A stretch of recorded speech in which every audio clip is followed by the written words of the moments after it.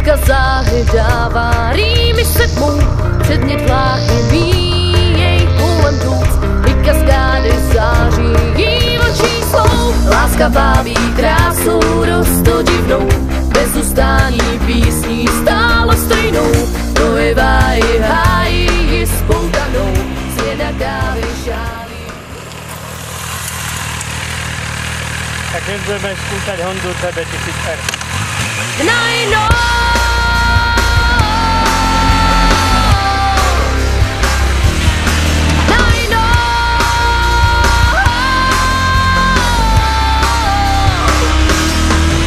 Myslím si, že hlavným ťahákom tejto motorky je vôbec motor, kde borci z Hondy sa moc nesnažili to vyhnať do nejakého vysokého výkonu, ale skôr spravili motor, ktorý ťahá úplne všade.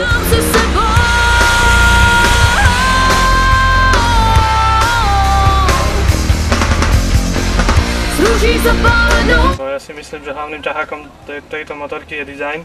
Boli na to veľmi pozitívne ohlasy. Po objavení minuloročného šestkového Horneta to má podobný dizajn. V tomto smere aj Honde asi málo kto bude niečo vyčítať.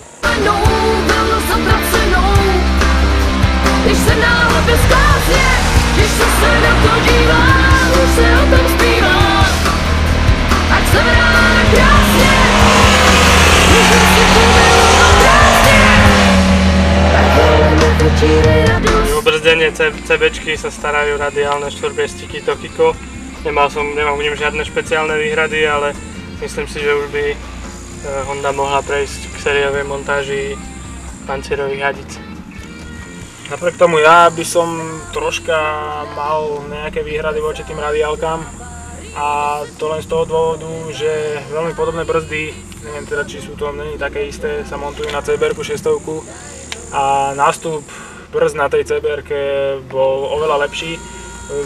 Oproti tej CBR-ke je tam cítiť, že to mohlo byť troška lepšie.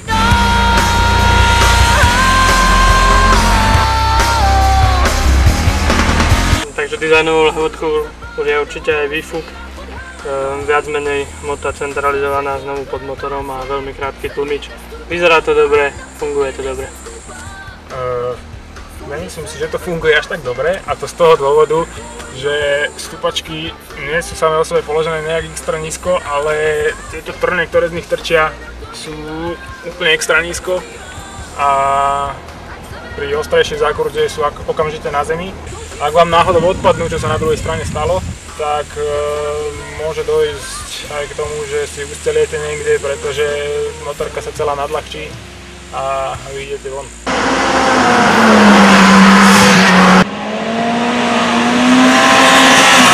Nová CBčka od Hondy ma príjemne prekvapila, výborná voliteľnosť, skvelý motor, výborný podvozok. No a mne neostáva nič iné, len sa ísť odviesť.